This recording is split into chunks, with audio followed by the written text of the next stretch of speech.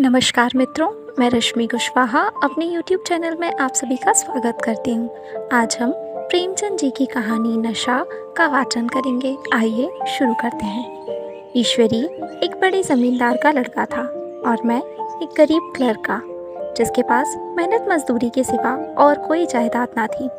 हम दोनों में परस्पर बहसें होती रहती थी। मैं जमींदारी की बुराई करता, उन्हें हिंसक पशु और खून चूसने वाली जौक और वृक्षों की चोटी पर फूलने वाला बंजा कहता। वह जमींदारों का पक्ष लेता, पर स्वभावतः उसका पहलू कुछ कमजोर होता था, क्योंकि उसके पास जमींदारों के अनुकूल कोई विशेष दलील ना थी। वह कहता कि सभी मनुष्य बराबर नहीं होते, छोटे बड़े हमेशा होते रहते हैं और होते रहेंगे। लचर दलील थी। किसी मानुषीय या नैतिक नियम से इस व्यवस्था का औचित्य सिद्ध करना कठिन था। मैं इस वाद विवाद की गर्मी में अक्सर तेज हो जाता और लगने वाली बात कह जाता, लेकिन ईश्वरीय हारकर भी मुस्कुराता रहता था। मैंने उसे कभी गर्म होते नहीं देखा। शायद इसका कारण यह था कि वह अपने पक्ष की कमजोरी समझता था। नौकरों से वह सीधे मुंह बात नहीं करता था। अमीरों में जो एक बेदर्दी और उद्दंडता होती है, इसमें उसे भी प्रचुर भाग मिला था। नौकर ने बिस्तर लगाने में जरा भी देर की, दूध जरूरत से ज्यादा गर्म या ठंडा हुआ, साइकिल अच्छी तरह साफ नहीं हुई तो वह अपने आपे से बाहर हो जाता। सुस्ती या बदतमीजी उसे जरा भी बर्दाश्त ना थी, पर दोस्तों से और विशेषकर मुझसे उसका व्यवहार सौहार्द और नम्रता से भरा हुआ होता था। शायद उसकी जगह मैं होता तो मुझ में भी वही कठोरताएं पैदा हो जाती जो उसमें थी, क्योंकि मेरा लोक प्रेम सिद्धांतों पर नहीं, निजी दशाओं पर टिका हुआ था।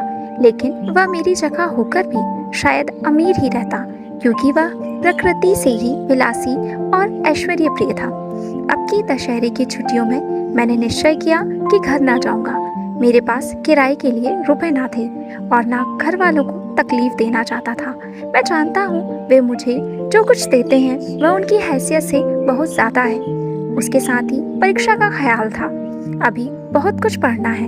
बोर्डिंग हाउस में भूत की तरह अकेले पड़े रहने को जी भी ना चाहता था। इसीलिए जब ईश्वरी ने मुझे अपने घर का न्योता दिया तो मैं बिना आग्रह के राजी हो गया। ईश्वरी के साथ परीक्षा की तैयारी खूब हो जाएगी। वह अमीर होकर भी मेहनती और ज़हीन है, उसने इसके साथ ही कहा। लेकिन भाई, एक बात का ख्याल रखना, वहाँ अगर जमींदारों की निंदा की तो मामला बिगड़ जाएगा और मेरे घर वालों को बुरा लगेगा। वह लोग तो असामियों पर इसी दावे से शासन करते हैं कि ईश्वर ने असामियों को उनकी सेवा के लिए ही पैदा किया है। असामी भी यही समझता है। अगर उसे सुझा दिया जाए कि जमींदार और असामी में कोई मौलिक भेद नहीं है तो जमींदारी का कहीं पता ना लगे। मैंने कहा, तो क्या तुम समझते हो कि मैं वहाँ जाकर कुछ और हो जाऊँगा? हाँ, मैं तो यही समझता हूँ, तुम गलत समझते हो। ईश्वरी ने इसका जवाब नहीं दिया। कदाचित उसने इस मामले को मेरे विवेक पर छोड़ दिया और बहुत अच्छा किया। अगर वह अपनी बात पर अड़ता तो मैं भी जिद पकड़ लेता। सेकेंड क्लास तो क्या, मैंने कभी इंटर क्लास में भी सफ़र ना किया था। अब की सेकेंड क्लास में सफ़र का सौभाग्य प्राप्त हुआ।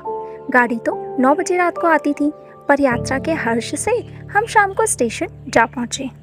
कुछ देर इधर उधर सैर करने के बाद रिफ्रेशमेंट रूम में जाकर हम लोगों ने भोजन किया। मेरी वेशभूषा और रंग ढंग से पारखी खानसामों को यह पहचानने में देर ना लगी कि मालिक कौन है और पिछलग्गू कौन।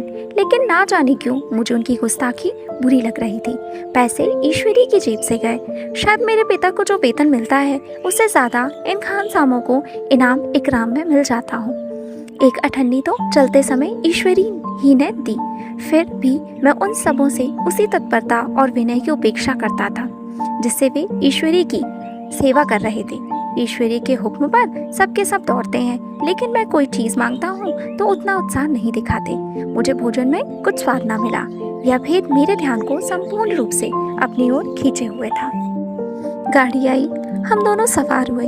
खानसामों ने ईश्वरी को सलाम किया, मेरी ओर देखा भी नहीं। ईश्वरी ने कहा, कितने तमीजदार हैं ये सब, एक हमारे नौकर हैं कि कोई काम करने को का ढंग नहीं। मैंने खट्टे मन से कहा, इसी तरह अगर तुम अपने नौकरों को भी 8 आने रोज इनाम दिया करो तो शायद इनसे ज्यादा तमीजदार हो जाए। तो क्या तुम समझते हो यह सब केवल इनाम के लालच से इतना अदब करते हैं? जी नहीं, कदापि नहीं। तमीज और अदब तो इनके रक्त में मिल गया है। गाड़ी चली, डाक थी, प्रयाग से चली तो प्रतापगढ़ जाकर रुकी। एक आदमी ने हमारा कमरा खोला। मैं तुरंत चिल्ला उठा, दूसरा दर्जा है, सेकंड क्लास है। उस मुसाफिर ने डिब्बे के अंदर आकर मेरी ओर एक विचित्र उपेक्षा की दृष्टि से देखकर कहा, जी हाँ, सेवा कितना समझता है, और बीच वाले बर्थ पर बैठ गया। मुझे कितनी लज्जा आई कह नहीं सकता। भोर होते होते हम लोग मुरादाबाद पहुंचे। स्टेशन पर कई आदमी हमारा स्वागत करने के लिए खड़े थे। 2 भद्र पुरुष थे, 5 बेगारों ने हमारा लगेज उठाया। दोनों भद्र पुरुष पीछे पीछे चले। एक मुसलमान था, रियासत अली, दूसरा ब्राह्मण था, राम हरक। दोनों ने मेरी ओर अपरिचित नेत्रों से देखा, मानो कह रहे हैं, तुम कहे गए होकर हंस के साथ कैसे? रियासत अली ने ईश्वरी से पूछा, क्या बाबू साहब क्या आपके साथ पढ़ते हैं? ईश्वरी ने जवाब दिया, हाँ, साथ पढ़ते भी हैं और साथ रहते भी हैं। यूँ कहिए कि आप ही की बदौलत इलाहाबाद पर पड़े हुए हैं, नहीं कब का लखनऊ चले आए होते। अब की मैंने घसीट लाया। इनके घर से कई तार आ चुके थे, मगर मैंने इनकारी जवाब दिलवा दिए। आखिरी तार तो अर्जुन था, जिसकी फीस शाहराने प्रति शब्द है, पर यहाँ से भी उनका जवाब इनकारी ही गया। दोनों सज्जनों ने मेरी ओर चकित नेत्रों से देखा, आतंकित हो जाने की चेष्टा करते जान पड़े। रियासत अली ने अर्धशंका के स्वर में कहा, लेकिन आप बड़े सादे लिबास में रहते हैं। ईश्वरी ने शंका निवारण की, महात्मा गांधी के भक्त हैं साहब, खद्दर के सिवा कुछ नहीं पहनते, पुराने सारे कपड़े जला डाले, यूं कहो कि राजा हैं। 2.5 लाख सालाना की रियासत है, पर आपकी सूरत देखो तो मालूम होता है अभी अनाथालय से पकड़कर आए हैं। राम हरक बोले, अमीरों का ऐसा स्वभाव बहुत कम देखने में आता है, कोई भाप ही नहीं सकता। रियासत अली ने समर्थन किया, आपने महाराजा चांगली को देखा होता तो दांतों तले उंगली दबाते, एक गाड़े की मिर्चई और एक चमरौते जूते पहने बाजारों में घूमा करते थे। सुनते हैं एक बार बेगार में पकड़े गए थे और उन्हीं ने 10 लाख से कॉलेज खोल दिया। मैं मन में कटा जा रहा था, पर ना जाने क्या बात थी, यह सफेद झूठ उस वक्त मुझे हास्यपद ना जान पड़ा। उसके प्रत्येक वाक्य के साथ मानो मैं उस कल्पित वैभव के समीप तक आता जाता था। मैं सहस्वार नहीं हूँ, हाँ, लड़कपन में कई बार लद्दू घोड़ों पर सवार हुआ हूँ। यहाँ देखा तो 2 कला रास घोड़े हमारे लिए तैयार खड़े थे। मेरी तो जान ही निकल गई। सवार तो हुआ, पर बोटियां कांप रही थी। मैंने चेहरे पर शिकन न पड़ने दिया, घोड़े को ईश्वरी के पीछे डाल दिया। खैरियत यह हुई कि ईश्वरी ने घोड़े को तेज ना किया, वरना शायद मैं हाथ पैर तुड़वा कर लौटता। संभव है ईश्वरी ने समझ लिया हो कि यह कितने पानी में है। ईश्वरी का घर क्या था? किला था। इमामबाड़े का सा फाटक, द्वार पर पहरेदार टहलता हुआ, नौकरों का कोई हिसाब नहीं, एक हाथी बंधा हुआ। ईश्वरी ने अपने पिता, चाचा, ताऊ आदि सबसे मेरा परिचय कराया, और उसी अतिशयोक्ति के साथ ऐसी हवा बांधी कि कुछ ना पूछिए। नौकर चाकर ही नहीं, घर के लोग भी मेरा सम्मान करने लगे। देहात के जमींदार, लाखों का मुनाफा मगर पुलिस कांस्टेबल को अफसर समझने वाले कई महाशय तो मुझे हुजूर हुजूर कहने लगे। जब जरा एकांत हुआ तो मैंने ईश्वरी से कहा, तुम बड़े शैतान हो यार, मेरी मिट्टी क्यों पलीत कर रहे हो? ईश्वरी ने दृढ़ मुस्कान के साथ कहा, इन गतों के सामने यही चाल जरूरी थी, वरना सीधे मुंह बोलते भी नहीं। जरा देर के बाद नाई हमारे पांव दबाने आया। कुंवर लोग स्टेशन से आए हैं, थक गए होंगे। ईश्वरी ने मेरी ओर इशारा करके कहा, पहले कुंवर साहब के पांव दबा। मैं चारपाई पर लेटा हुआ था।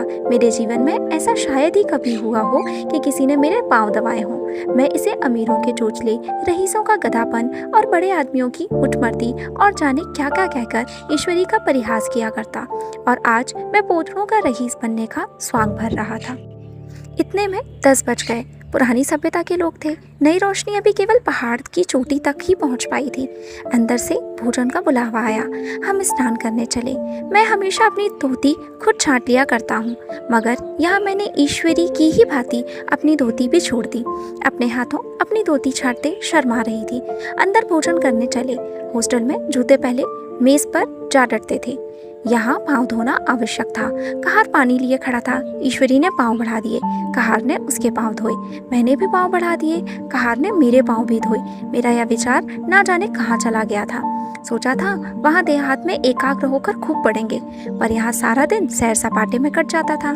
कहीं नदी में बजरे पर सैर कर रहे हैं, कहीं मछलियाँ या चिड़ियों का शिकार खेल रहे हैं, कहीं पहलवानों की कुश्ती देख रहे हैं, कहीं शतरंज पर जमे हैं। ईश्वरी खूब अंडे मंगवाता और कमरे में स्टोव पर ऑमलेट बनते।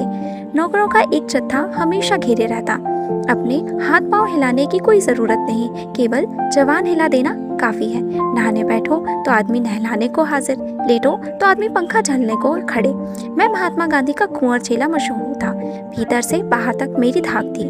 नाश्ते में जरा भी देर ना होने पाए, कहीं कुंवर साहब नाराज ना हो जाए, बिछावन ठीक समय पर लग जाए, कुंवर साहब के सोने का समय आ गया है। मैं ईश्वरी से भी ज्यादा नाजुक दिमाग बन गया था, या बनने पर मजबूर किया गया था।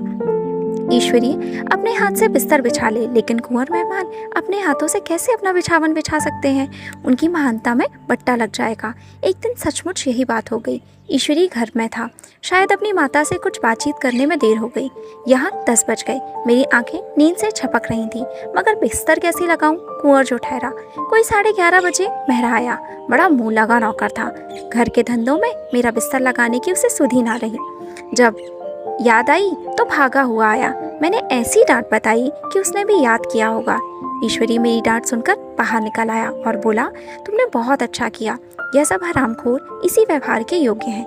इसी तरह ईश्वरी एक दिन एक जगह दावत में गया हुआ था। शाम हो गई, मगर लैंप मेज पर रखा हुआ था। दिया सलाई भी थी, लेकिन ईश्वरी खुद कभी लैंप नहीं जलाता था। फिर कुंवर साहब कैसे जलाएं? मैं झुंझला रहा था। समाचार पत्र आया रखा हुआ था, जी उधर लगा हुआ था, पर लैंप नदारद। देवयोग से उसी वक्त मुंशी रियासत अली आ निकले। मैं उन्हीं पर उबल पड़ा। ऐसी फटकार बताई कि बेचारा उल्लू हो गया। तुम लोगों को इतनी फिक्र भी नहीं कि लैंप तो जलवा दो? मालूम नहीं ऐसे कामचोर आदमियों का यहाँ कैसे गुजार होता है। मेरे यहाँ घंटे भर निर्वाह ना हो। रियासत अली ने कांपते हुए हाथों से लैंप जला दी। वहाँ एक ठाकुर अक्सर आया करता था। कुछ मनचला आदमी था, महात्मा गांधी का परम भक्त। मुझे महात्मा जी का चेला समझकर मेरा बड़ा लिहाज करता था, पर मुझसे कुछ पूछते संकोच करता था। एक दिन मुझे अकेला देखकर आया और हाथ बांधकर बोला, सरकार तो गांधी बाबा के चेले हैं ना? लोग कहते हैं कि यहाँ स्वराज्य हो जाएगा तो जमींदार ना रहेंगे। मैंने शान जमाई, जमींदारों के रहने की जरूरत ही क्या है? यह लोग गरीबों का खून चूसने के सिवा और क्या करते हैं? ठाकुर ने फिर पूछा, तो क्या सरकार सब जमींदारों की जमीन छीन ली जाएगी? मैंने कहा, बहुत से लोग तो खुशी से दे देंगे, जो लोग खुशी से ना देंगे उनकी जमीन छीननी ही पड़ेगी। हम लोग तो तैयार बैठे हुए हैं, ज्यों ही स्वराज हुआ अपने इलाके असामियों के नाम हिब्बा कर देंगे। मैं कुर्सी पर पाँव लटकाए बैठा था। ठाकुर मेरे पाँव दबाने लगा, फिर बोला, आजकल जमींदार लोग बड़ा जुल्म करते हैं सरकार। हमें भी हुजूर अपने इलाके में थोड़ी सी जमीन दे दें तो चलकर वहीं आपकी सेवा में रहें। मैंने कहा, अभी तो मेरा कोई इख्तियार नहीं है भाई, लेकिन ज्यों ही इख्तियार मिला मैं सबसे पहले तुम्हें बुलाऊंगा। तुम्हें मोटर ड्राइवरी सिखाकर अपना ड्राइवर बना लूंगा। सुना, उस दिन ठाकुर ने खूब भंग पी और अपनी स्त्री को भी खूब पीटा और गांव के महाजन से लड़ने को तैयार हो गया। छुट्टी इस तरह तमाम हुई और हम फिर प्रयाग चले। गांव के बहुत से लोग हम लोगों को पहुंचाने आए। ठाकुर तो हमारे साथ स्टेशन तक आया। मैंने भी अपना पार्ट खूब सफाई से खेला और अपनी कुबेरोचित विनय और देवत्व की मोहर हर एक के हृदय पर लगा दी। जी तो चाहता था हर एक नौकर को अच्छा इनाम दूं, लेकिन वह सामर्थ्य कहाँ था। वापसी टिकट था ही, केवल गाड़ी में बैठना था, पर गाड़ी आई तो ठसाठस भरी हुई। दुर्गा पूजा की छुट्टियां भोगकर सभी लोग लौट रहे थे। सेकंड क्लास में दिल रखने की जगह नहीं। इंटर क्लास की हालत उससे भी बदतर। यह आखिरी गाड़ी थी, किसी तरह रुक ना सकते थे। बड़ी मुश्किल से तीसरे दर्जे में जगह मिली। हमारे ऐश्वर्य ने वहाँ अपना रंग जमा लिया, मगर मुझे उसमें बैठना बुरा लग रहा था। आए थे आराम से लेटे लेटे, जा रहे थे सिकड़े हुए। पहलू बदलने की भी जगह ना थी। कई आदमी पढ़े लिखे भी थे। वे आपस में अंग्रेजी राज्य की तारीफ करते जा रहे थे। एक महाशय बोले, ऐसा न्याय तो किसी राज्य में नहीं देखा। छोटे बड़े सब बराबर। राजा भी किसी पर अन्याय करे तो अदालत उसकी गर्दन दबा देती है। दूसरे सज्जन ने समर्थन किया, अरे साहब, आप खुद बादशाह पर दावा कर सकते हैं, अदालत में बादशाह पर डिग्री हो जाती है। एक आदमी जिसकी पीठ पर बड़ा गट्ठर बंधा था, कलकत्ते जा रहा था। कहीं गठरी रखने की जगह ना मिलती थी, पीठ पर बांधे हुए था। इससे बेचैन होकर बार बार द्वार पर खड़ा हो जाता। मैं द्वार के पास ही बैठा हुआ था। उसका बार बार आकर मेरे मुंह को अपनी गठरी से रगड़ना मुझे बहुत बुरा लग रहा था। एक तो हवा यूं ही कम थी, दूसरे उसका वार का आकर मेरे मुंह पर खड़ा हो जाना मानो मेरा गला दबाना था। मैं कुछ देर तक जब्त किए बैठा रहा। एकाएक मुझे क्रोध आ गया। मैंने उसे पकड़कर पीछे ठेल दिया और दो तमाचे जोर जोर से लगाए। उसने आंखें निकालकर कहा, क्यों मारते हो बाबूजी, हमने भी किराया दिया है। मैंने उठकर 2-3 तमाचे और जड़ दिए। गाड़ी में तूफान आ गया। चारों ओर से मुझ पर बौछार पड़ने लगी। अगर इतने नाजुक मिजाज हो तो अव्वल दर्जे में क्यों नहीं बैठे? कोई बड़ा आदमी होगा तो अपने घर का होगा। मुझे इस तरह मारते तो दिखा देता। क्या कसूर किया था बेचारे ने? गाड़ी में सांस लेने की जगह नहीं। खिड़की पर जरा सांस लेने खड़ा हो गया तो उस पर इतना क्रोध? अमीर होकर क्या आदमी अपनी इंसानियत बिल्कुल खो देता है? यह भी अंग्रेजी राज है जिसका आप बखान कर रहे थे। एक ग्रामीण बोला, दफ्तरन माँ घुसन तो पावत नहीं, उस पर इतना मिजाज। ईश्वरीय ने अंग्रेजी में कहा, what an idiot you are Veer. Veer, तुम कितने मूर्ख हो। और मेरा नशा अब कुछ कुछ उतरता हुआ मालूम होता था।